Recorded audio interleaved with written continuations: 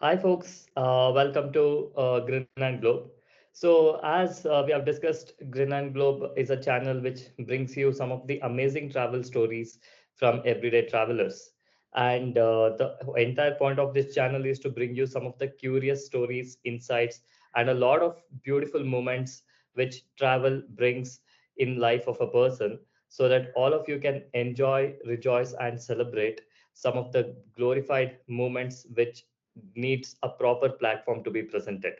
So over this particular session, we have Rakshith N Ravishankar, and Rakshith is a doctor currently, and he is also a very passionate traveler. He has his own travel page on Instagram, and he has been an amazing travel companion as well. And yeah, Rakshith, over to you. I would like you to tell more about yourself. Hello, I'm Rakshith N Ravishankar. I'm presently junior resident in Department of Radiology. I work in DY Patil Hospital, Navi Mumbai. So it's been good knowing him from the last, I guess, more than 5-6 years now. Yeah. Yeah, so we've had a fair share of discussions on various stuff. Traveling is one mutual interest we found, and yeah, and thank you for having me on your podcast. So, Rakshit, what travel are you looking forward to talk about today? I recently went to Bhutan uh, last month in the month of May, first week. So yeah, about that I'll be sharing few details and my experiences as a traveling to that country. And it was a family trip actually with my parents and few of my cousins and their family. So group of 10, but it was to celebrate a moment. Like it was my parents' 28th wedding anniversary, so we went there, and yeah, so actually all credits to them because they choose to come on the trip. And to celebrate that wedding anniversary, we had planned our trek in Bhutan. So I had my first trek with my parents. So Oh, so yeah, it was Tiger Nest Monastery. Like Bhutan is very famous. Like all the images from Bhutan will have the tiger nest in them. So it was so a good thing. Rakshit, I have a question here. Yeah.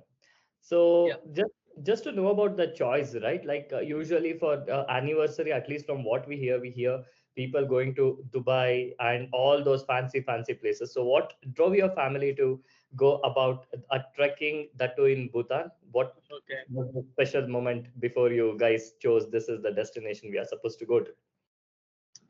Actually, it's been a long time. We tend to usually ignore our neighbor countries, like be it Nepal or Bhutan, or even our own islands like Andaman and Lakshadweep. So they're very beautiful, I'd say, and Bhutan as such feels very homely. And because I think it is because people speak Hindi there too, so you don't have that language barrier, and it's very easily accessible by road too. So, and it's a for personally for me, it's a great experience when you can step in both countries at once. So I have a collection of photos of like that. So when I had gone here recently, and once I had gone to Meghalaya, so there you get a chance to visit India-Bangladesh border. So it's a special moment wherein you feel that borders are what we have drawn ourselves. Nature doesn't itself decide which country is which. So it's a and also Bhutan is a hilly place. Considering the weather here and the heat wave which was going on back then in South India. So I being in Mumbai, it was very hot and humid. So we wanted a cooler place to go. So Bhutan was a very nice option. The weather, average weather was around 10 degrees or 5 degrees also in the night. And yeah, it's been a long time since we had gone to a hilly place, so mainly for the weather. Wow, that's really a very good choice. As in, at least for during a season like that, preferring to go to a hilly place, that too on a trek, that too on the entire family getting along together on a long walking journey with very minimal interaction with your phone, or that I think that's a beauty of its own. And So yes, coming to your old travel itinerary. Now I'll leave the floor to you. You're gonna Mhm. start from the day one of landing in Bhutan, and what all did you do? Okay, so we choose to enter Bhutan via road. So we had a flight from Bangalore to Bagdogra, which is in West Bengal. It's around 3 hour flight. It was an early morning flight, and weather was very pleasant as usual in Bangalore. So, and after that, Bagdogra to there is a border town called Funchaling. So you have to. It takes around 4 hours to drive with traffic and all that. So there was we went to Bagdogra, and then we by the time we reached Funchaling was almost in the evening by 4 o'clock. Then regular formalities like stamping on the passport and immigration and all that. And we stayed overnight in Funchaling that night. And it was our first day crossing the border and entering. Even though the town of Funchaling is continuous with the Indian town, it's called Jalgaon. As soon as you cross the Bhutan gate, you can see a very striking difference between two countries. The whole scenario changes, the roads or the people and the population density as such, and even the food choices. Across the border, you have all the Indian cuisine, and as you cross the border, barely 50 meters into the new country, the entire thing changed in a second. So that feeling is very nice. And that night was just for leisure to acclimatize in that place. Weather was very lovely. We checked in the hotel and we just explored the town on foot during the night. It's a small Bhutanese town. It's not a big city. Um, Food, yeah, I tried few Bhutanese cuisine there. I prefer vegetarian. So their Bhutanese, they have a special dish called dachi. It's a cheese-based curry. So with that, they add other ingredients, be it mushroom, be it paneer or tofu, or even onion. And for non-vegetarians, they make the same with chicken and mutton and or fish and all. So that is one try. And next day we had a little longer journey towards the capital city, Thimphu, so around 4 to 5 hours in the hilly roads. And to say it was a very beautiful country. The weather was beautiful. It's all tall mountains, and the striking contrast what you feel is the air you breathe, right? So there is a lot of oxygen in there. You can literally feel that the air is getting lighter and it is pure compared to the air we breathe in cities, which is heavily polluted. And the weather, it was raining in the morning, it was misty, it was cloudy, and to imagine yourself to be in Mumbai the previous day, next day morning, enjoy all this weather. So it's a happy moment because all of us are tired of heat, and the journey was breathtaking. Absolutely one of the most beautiful road journeys I've ever had. We were climbing through the roads which are very steep actually, and family time was there because since we had 4 to 5 hours to spend with ourselves, so we were playing some sort of games or uh, like a family time with games and all. The lunch and there was a particular tea spot where we stopped, where it was like a confluence of two rivers, and there was a cute cafe there. And after that, we reached Thimphu in the evening. And every new country I go to, I usually make it a point that I use the public transport there, so that you get to know what the feel of the country is. So in the evening, we went to the main market square of Thimphu and little bit of shopping, mainly for food and good coffee and all. Actually, Vietnamese iced coffee was very good in a cafe I went. It was suggested to me by our tour guide. It was called Ambient Cafe. So that day was in travel and using the public transport. I would say the Bhutanese people were so helpful that they helped us where to get down and what to see, what to eat, where to go, without even putting in a lot of effort to ask them. And because the Indian influence is so high, even in their city buses, you can see Bollywood music playing so loud and Oh. people dancing, and it never actually felt you are away from your country. And yeah, the weather as such, man, it was so beautiful. I love the weather. So that was day 2 in Thimphu. Day 3, we had gone to a place called Punaka. Punaka is another 3 hours away. It's all the hilly roads, and wherever there is a little low-lying flatland, they have a human civilization there. The rivers and the mountains are so beautiful. The roads too. And Punaka is famous for, there is a zong.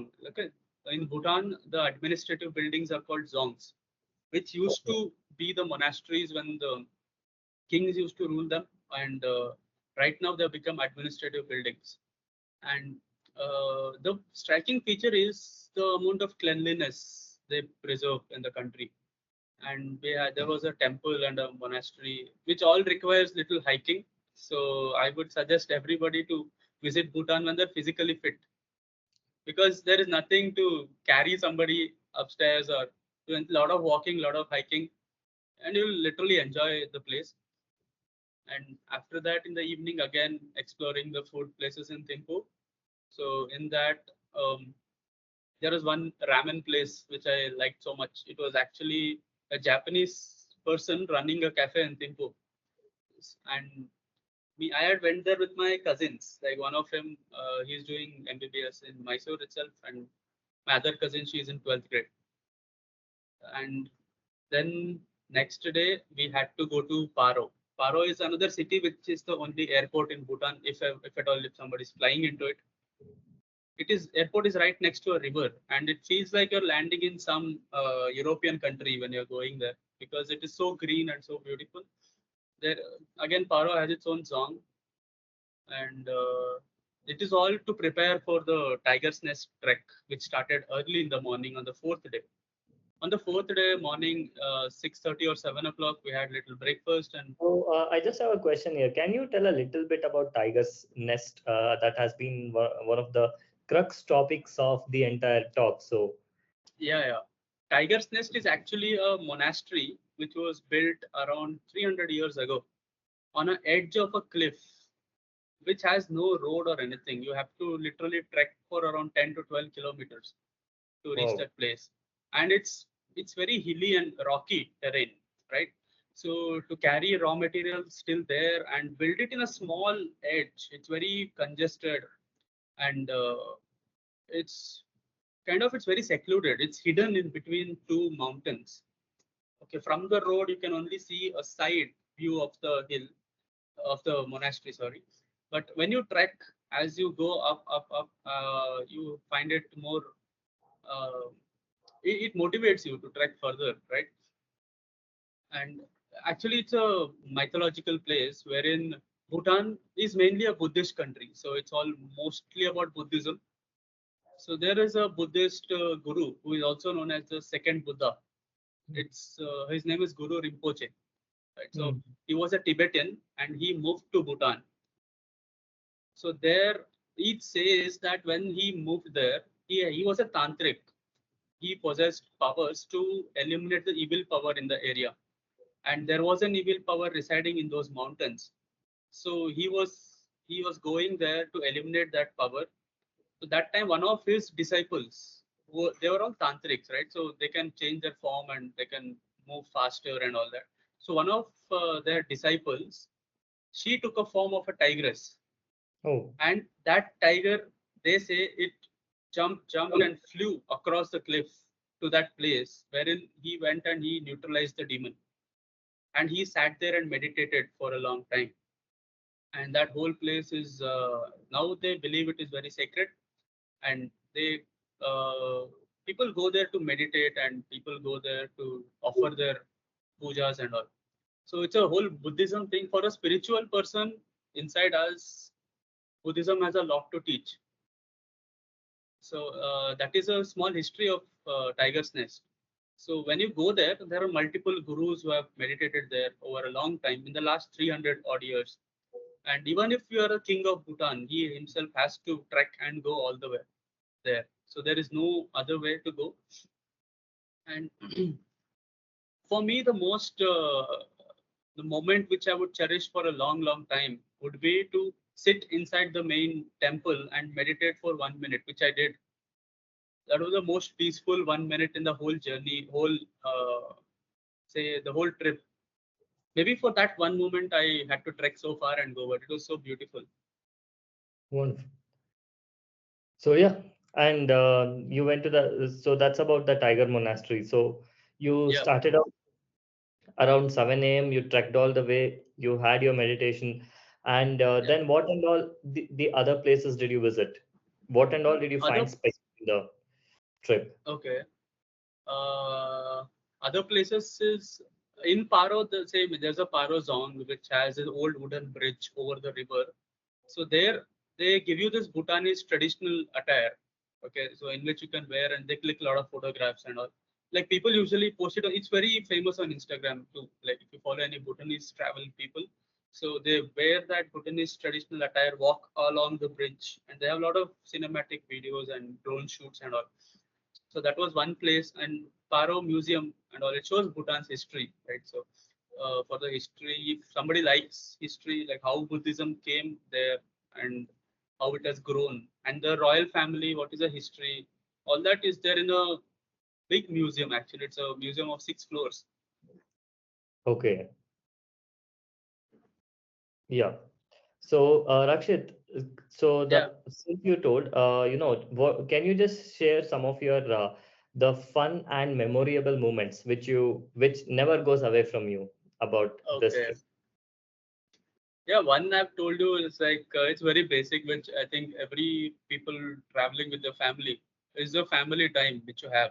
So along the Hmm. journey, there was a long journey in between those places, right? So that time you have this family jamming moment wherein you get to sing with your parents and cousins and all of them, and crack some lame jokes on which I think even I wouldn't laugh at myself right now. But that moment it becomes very Hmm. funny and. Uh, that is one moment, and second moment is, as I said you, it is because of my parents wedding anniversary. So it is the first time in 28 years that they have chosen to do a physically exhausting activity to celebrate the day. And that is to mostly got to do with health and fitness, right? So like as we were talking, that if you could do a tiger's nest and come back, then you don't need to visit any cardiologist or a pulmonologist for the next 2 3 years. That itself is a fitness certificate. uh, Well, that's a very and yet, best way.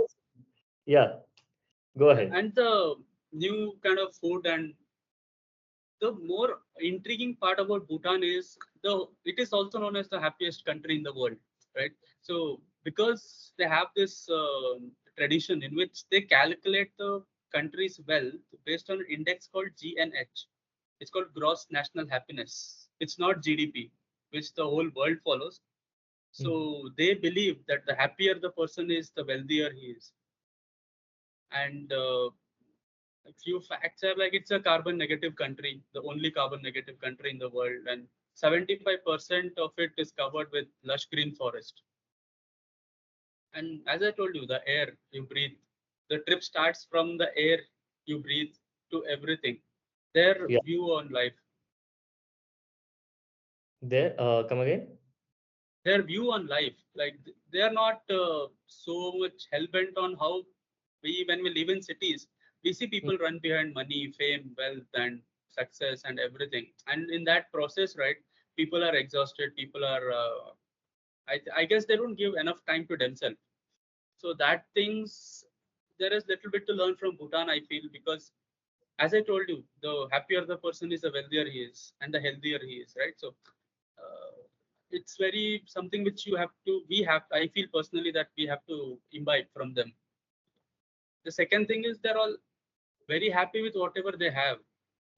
So that consent, like you feel consent with whatever you have, that feeling. And most of the thing which you find in our country, like we are very constantly running behind career and sometimes unrealistic goals, right? So those things are very less. So Okay. those are some points I would like to imbibe from my trip there. Wonderful, wonderful. That was, I mean, this was surely an insightful discussion. So, what are your future travel plans? Future for the next, I think 5 6 months, I'm a little busy with my final exams coming. But a solo trip I was planning. Actually, if not for Bhutan, it was a planned solo trip to Vietnam actually. But since Okay. it was a family trip, so I just pushed that plan forward so that I can go with my family. So, Rakshit, how much do you think if suppose there's a person who wants to go to Bhutan and follow the kind of itinerary you followed? Yeah. So, how much do you think it's gonna cost in total per person? Uh, I think if they're not taking a flight directly, like if they're going by road, then the domestic flights are gonna be cheaper from Bangalore anywhere to Bagdogra, and from there either it's a two things, like if a person is a wants to travel and explore on his own, then he can go and get the stamping done and travel on his own along Bhutan. And there are many organizations in Bagdogra which also conduct actually bike rides, right? So they take the bike from India, they do all the Bhutan trip on the bike and come back. So that is one adventurous way to explore Bhutan. And somebody going with family, I would suggest them to take a tourist package. There are a lot of operators from everywhere in the country, like Bangalore, Mumbai, Delhi, anywhere. And on an average, it costs around 70,000 to 1 lakh in between, depending on your stay and depending on your flights, the season, and the other cost pricing. But currency exchange wise, Indian rupees is accepted everywhere in Bhutan, and there is no difference in currency. Like one Indian rupee is same as their one. It's a nultrum they call it as. Okay. Baki language there is no problem. So I think everybody can visit Bhutan. I feel. So right now, over to audience. Like right now, you're not talking to me, you're talking to the audience. What Yeah, do you tell them? What do you want to tell them about going or traveling to Bhutan? traveling to Bhutan is like it'll if somebody wants to escape from the city life and they want to go to a place which has all the modern amenities but still feels like you're 10 15 years behind in time, and wants to relive the childhood nostalgias, so they can go to Bhutan. They'll be definitely be happy because every day early in the morning or be it late in the evening, you see kids playing in the ground, and not nobody is stuck to their mobile phones or the gaming areas or even social media as such. And Bhutan is a country which I feel is living in the modern day, giving the vibes of an older time, right? So they have electric vehicles, they have everything, but still it feels like you're 10 15 years behind. It's so That pure. So yeah, it helps in spiritual awakening and Buddhist principles if they could imbibe in our life. Buddhism is mainly known for its message about peace, inner peace, and the being content with oneself and spreading knowledge and spreading happiness. So that one aspect, if they can imbibe from Bhutan, they'll come back as a happier person, I feel. And also they should carry back home this message that the happier the person is, the healthier and wealthier he is. yeah. So that is one thing. Yeah. That's really great, man. I mean, at least after listening to your talk, here is what I'm feeling like. This is that place where, all of us should be visiting, right? Like it just Yeah, yeah. takes you to all different timelines at the same time. Like, and at the Yes. same, and the peace and the wind which you're going to get along, the it just calms you, it just makes you forget all the mishaps in life which we go through. And Yeah, yeah. going there with the family, I think would be one of the greatest experiences and the most sane decision to go about. You go anywhere across the world, there's always a distraction that comes in between, Yeah. and there's always something you need to, juggle with. But this place altogether, it's like, you are there, you are yourself, and you and your family, considering the different age and timelines, as everything in place, which makes them relate to what they used to be before. Such a kind of a setting is quite hard to I mean, it's quite hard to see everything in one place, at least in a lot of cases. So saying this, Rakshit, any more stuff do you want to talk about? Anymore, I just want to tell something about traveling as such because I'm a very passionate person about traveling. So I don't usually tour a place, right? You travel to a place. traveling is more of an educational experience, which is informal by itself. But it gives you and teaches you a lot of things which none of the universities ever could till today. Because even the greatest people who have ever lived, they have traveled the world to gain the experiences, whatever they spread, be it religious, be it political, or be it financial, or anything, right? So, and the advantage of traveling is you have this unique ability so that in which you can live 1,000 lifestyles in a single life. Like you go to a Bhutan, you can live like a Bhutanese for a day or two, and then if you go same place to an technically advanced place, maybe Shanghai or anywhere, so there you live like a technically advanced person. So that flexibility in your life and traveling also opens up your mind to billion possibilities. Like because there are billions of people in the world that have billions of thought processes, right? So it's like it will. I feel that traveling will increase somebody's neuroplasticity, as they call. The brain expands, like your thought process expands, and it's very good to be up to date with the world, and maybe we should. It helps you grow from yourself. Exactly. It's pretty much like, despite so many things happening in the world, take happiness in return from all the places. That's what travel has to offer you. Because even Yes, you go with a similar mindset, and once people who are welcoming you also welcome you with a similar mindset, and that leads to, a lot of memories coming together, a lot of activities, and a lot of beautiful moments that is going to stay forever. And that is what, from this particular conversation, I think, we have conveyed that very well to the audience. And yeah. that's so anyways, Rakshit, I want to say it was a wonderful talk, and it Thank was you so much. fantastic to have you on our channel. And knowing the kind of traveler you all, man, like, you will be invited multiple times, so you are going to be, Definitely, I'm so happy yes. that you invited me to talk on your channel, and I'm very thankful to you. And with this, I can also I want to just, it feels good when you can share your travel experiences somewhere and somebody else might go explore the place and get more. And maybe it creates a whole ecosystem of people wherein you can share travel experiences so that everybody can travel the world, because traveling is no more a luxury thing, right? So there is backpacking and there is everything from luxury till the most basic travel. So I feel everybody should travel, and maybe someday they should include in curriculums also. Yeah, that's in fact a great suggestion. I think, at least seeing how the current world is going, right?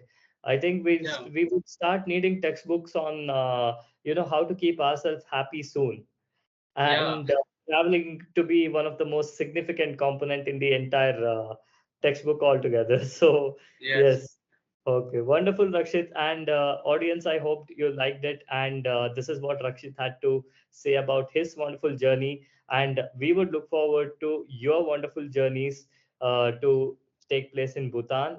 And at the same time, if you guys have any of the travel stories you want to come and chat with us, just like how me and Rakshit had a talk right now, you are most welcome. All you need to do is go to www.grinandglobe.com and click connect with us. And we are definitely going to connect with you, hear what you have to say, and cast you to the world so that world knows your legendary stories. By saying this, we are concluding the talk show. We hope to see you visiting again.